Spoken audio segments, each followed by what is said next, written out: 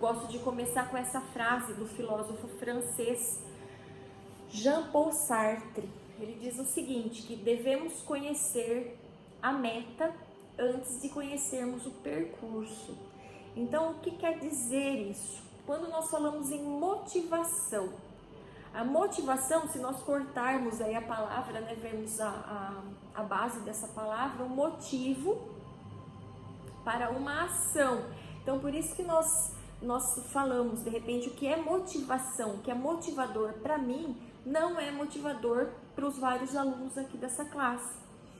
Então, entender como que é o mindset de cada um, a mentalidade de cada um, a percepção de cada um diante das coisas que acontecem e também questões comportamentais, questões sistêmicas.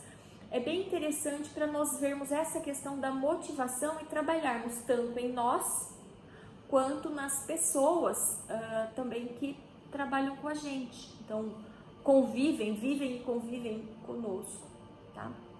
Então, aqui a gente parte do princípio, toda ação tem uma reação. E dentro disso, nós entendemos que essa motivação, ela tem diferentes significados, tá? E aqui a gente vai abordar cada um deles. Me dá só um segundinho, que eu preciso pegar uma anotação.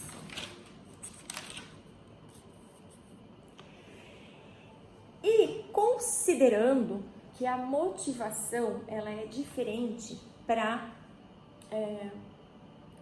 diversas pessoas, né? Existem diversos tipos de coisas e situações, enfim, que podem nos motivar ou não. Nós começamos com essa frase que é do Simon Sinek, que é um pensador norte-americano, que diz o seguinte: 100% dos clientes são pessoas, 100% dos funcionários são pessoas. Se você não entende de pessoas, você não entende de negócios. Então, eu gosto de começar sempre, né, tanto da linha do autoconhecimento e também quando nós falamos em liderança ou gestão de pessoas ou cultura organizacional, cada pessoa tem uma identidade. Cada empresa tem uma identidade, por isso a cultura organizacional. Então, a missão, visão, valores, objetivos não são quadros meramente decorativos. Nós já falamos isso aqui algumas vezes. E qual que é a importância de nós enfatizarmos isso? Da mesma forma que nós somos pessoas, somos diferentes, temos motivações diferentes, temos essa identidades diferentes. As empresas também têm identidades, quando a gente fala da alma do negócio. Esse negócio ele tem alma, ele tem uma identidade ali.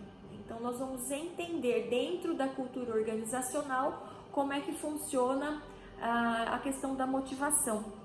E como eu coloquei, excelência em resultados, porque quanto mais motivado nós estivermos, quanto mais motivo nós tivermos para praticarmos uma ação, mais resultados, né? Mais e melhores resultados nós teremos. Então, quando nós falamos em excelência em resultados, significa isso, que motivados nós podemos sim realizar mais e melhor. Entendendo essa frase, começa eu, tu, ele, nós, vós e eles. Então, nesse todo, 100% dos clientes são pessoas e 100% dos colaboradores são pessoas, tá? Dentro desse negócio, como é que funciona essa questão do comportamento humano? Aqui já entendendo um pouquinho de motivação, tá? Então, temos vários psicólogos no grupo, né? E pode também colaborar até aperfeiçoar mais o assunto. Mas essa questão de comportamento e de ação, o que me faz gerar, querer algo, né? Vem de um estímulo, vem de uma necessidade que gera uma tensão de querer, né? Atender a essa necessidade e onde acontece o comportamento, a ação. É o motivo que me leva à ação. Então, o motivo é um estímulo, uma necessidade, uma atenção que leva esse comportamento, que me leva a ter esse comportamento. E aí nós encontramos ou barreira ou satisfação, pode gerar frustração, equilíbrio ou desequilíbrio psicológico. Então fica aí a dica, né? Agora nós vamos entrar mais especificamente aqui nas pirâmides das necessidades de Maslow. Então aqui a gente vê do topo para a base, né? Da base nós encontramos aqui as necessidades básicas, que são as necessidades fisiológicas e de segurança. Então aqui a gente pode falar que são gatilhos para o comportamento humano. Então sempre que nós falamos de necessidades fisiológicas, principalmente, tá?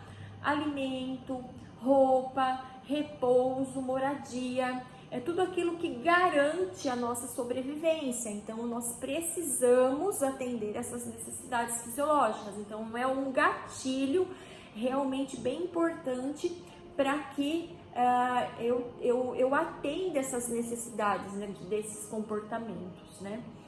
E também a questão da segurança, que é a segurança do corpo, do emprego, dos recursos, da moralidade, da família, da saúde, da propriedade. Então é como se fossem garantias. Então essa base da pirâmide é como se fossem garantias para nós sobrevivermos, tá? Então é a casa que a gente mora, é o alimento que a gente come, a roupa que a gente veste, né? Termos condições de segurança, de entendermos que amanhã nós vamos trabalhar, vamos ganhar o pão de cada dia, não é assim que a gente fala? E sustentar tanto a nós quanto as nossas famílias. Então, imagina assim, que é o topo, a base dessa pirâmide são essas necessidades básicas. Então, passando dessas necessidades básicas, que isso todos nós temos, né?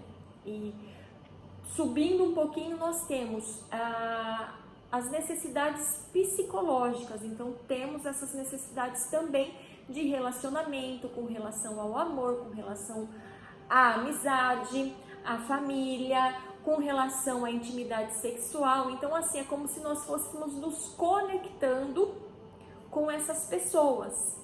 E também em necessidades psicológicas, nós destacamos como gatilho de comportamento a estima, que é o quê? É a autoestima, é a forma como eu me vejo, como eu me percebo, né? Auto ou baixa estima, mas essa autoestima, a confiança, a conquista do respeito. Olha só que interessante, a conquista tanto do respeito dos outros e como também respeito aos outros. Então, tanto de mim para com o outro, como do outro para comigo. E isso na liderança é uma via de mão dupla, né? Então, entendendo um pouquinho esses gatilhos de necessidade, das necessidades básicas, né, que todo mundo tem, estreitando, afunilando necessidades psicológicas e necessidades de autorrealização, a gente vê no topo da pirâmide a realização pessoal, que é o que? Maslow define que nós, satisfazendo uma necessidade, nós já vamos passando para outras, mas existem teorias que não necessariamente nós temos que satisfazer as necessidades básicas, psicológicas, para estarmos em autorrealização, tá? Então, tem teorias que defendem isso, tá? Então, essa autorrealização, ela significa o quê? Que é a moralidade, a criatividade, a solução de problemas, a ausência de preconceito, a aceitação dos fatos. Então, imagina assim, que nós vamos, como se saíssemos do básico, do físico, fôssemos para o psicológico, e aqui é um pouco de transcender, né?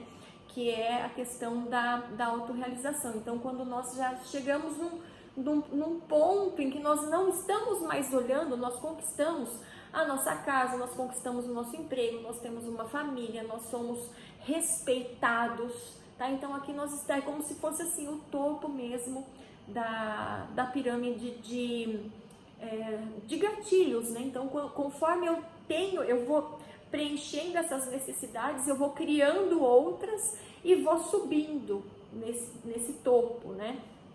O pessoal da psicologia gostaria de fazer algum comentário com relação a isso? Acho que tem até mais e melhores informações que eu.